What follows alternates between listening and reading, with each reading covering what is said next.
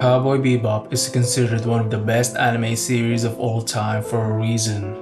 Not just because of how cool Spike looks and acts all the time, but because of its masterful storytelling that spans many genres like action, comedy, noir, westerns, etc. I have rewatched the entire series a couple of times, and I think Cowboy Bebop is at its literary best when the storytelling is about tragedies, melancholic moments that leaves the viewers feeling distraught about the ending.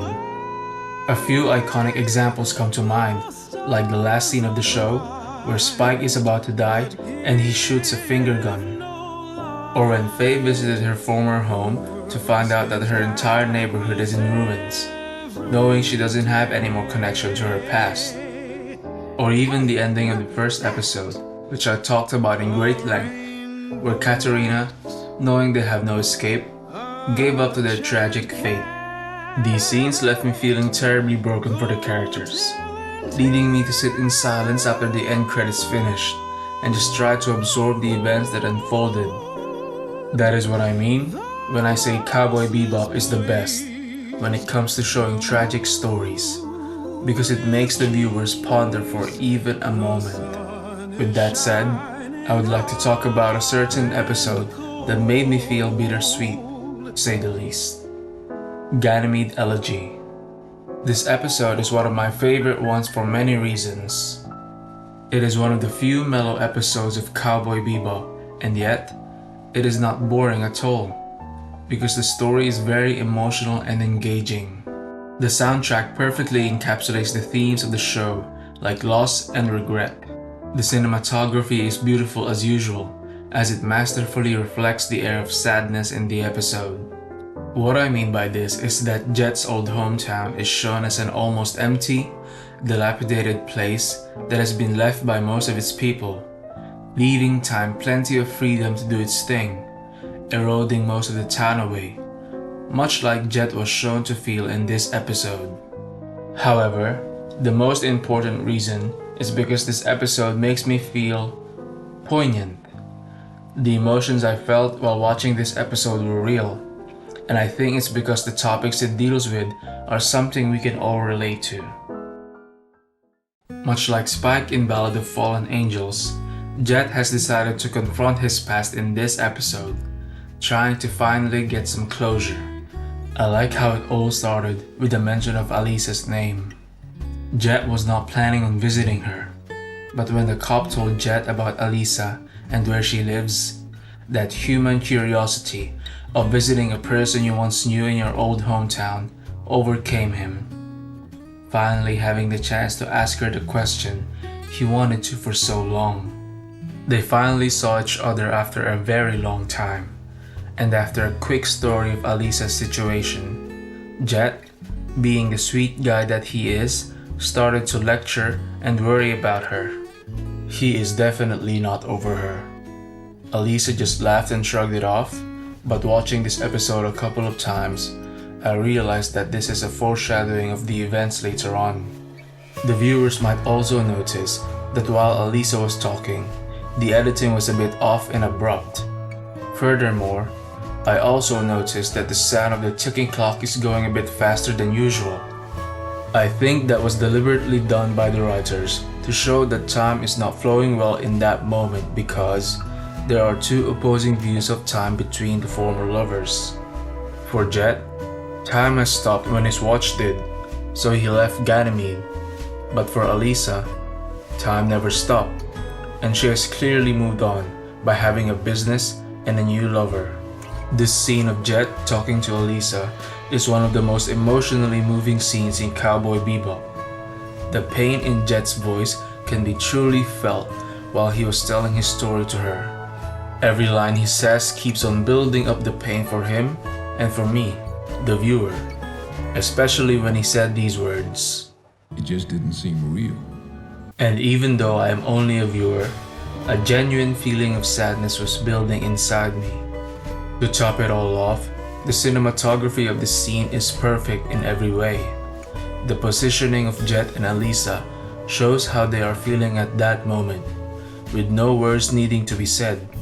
Jet, with his back hunched and his elbows on the table, monologuing and reliving his past with the woman next to him, truly looks like a heartbroken man. And Alisa, facing away from Jet, her back hunched as well, and her hands on her lap, looks sad and apologetic. The camera view is perfectly placed at the bottom of the floor, looking up at both of them.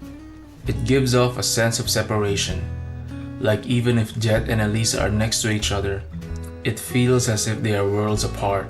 This is why I love Cowboy Bebop so much. When the characters show and say how they feel, it does not feel forced and out of character for them. It all feels grounded and real. Even with Jet, a huge bounty hunter with a metal arm, the emotional things he says and the actions he shows to his former lover feels like something he would say and do. When Alisa did not give Jet a proper answer to his question, he had no choice but to go. This is where the story gets interesting, because it turns out that her current boyfriend, Rind, has a bounty on his head. When Spike and Jet met each other again, after almost clashing their ships, Spike told him that he's chasing a bounty, and it was Rind. After Spike tells him the reason for the bounty, a sense of determination and purpose overcame Jet's face. Knowing now the full story of their situation, a sense of justice and duty has overtaken Jet's unending love, and he now knows what he has to do to his former lover as a former cop in his hometown. A sad, beautiful piece of music started to play as the fates of these three will inevitably clash in a few seconds. In almost every other anime, a high-intensity chasing scene would most certainly have an upbeat soundtrack, but Cowboy Bebop is different. It recognizes what's at stake for its main characters and plays its music accordingly. That is why this scene is so meaningful. The chase scene ended with Jet manifesting his black dog persona of once he bites something, he never lets go, by attaching a hook from his ship to Alisa's speedboat. There's something poetic about this. The last act of Ganymede's black dog is to grab hold of his former lover. Only this time, he is never letting go because of a different reason. My favorite thing about Cowboy Bebop is that it respects its characters by consistently showcasing their strengths and weaknesses. The weakness I am talking about is the most reoccurring theme in the show, the inability to move on. Possessing that kind of personality makes the characters relatable, makes them human, and Jet, being a former policeman turned bounty hunter, is no exception. After the chase scene ends with the speedboat crashing, Jet hurriedly exits his ship to catch Alisa, only to be greeted by her holding a gun to him. Even with this definite sign that Alisa does not want to be with Jet anymore, the black dog is still not letting go of his bite, no matter how many bullets are fired at his direction. Only when Alisa finally answered his question from when they were at her bar a few hours ago did Jet finally realize what he has to do, which is to let her go. Because time never stands still, you know? Jet has finally decided to move on when he said these words, and the symbolisms that appeared throughout the episode culminated at this moment. He threw his old watch away as he has finally accepted that time does not stand still, unlike what the watch represents. Furthermore, the episode started in the morning, climaxes at sunset, and ends at night. Another subtle indicator that time does not stop for anyone and will inevitably move forward. There are many things in life that we will lose and definitely won't be able to get back. In those cases, we just have to move on and hope for the best, as that is the only way to continue on with life. This episode has done beautifully well in showing Jet's bittersweet story. Truly one of the best sessions of Cowboy Bebop.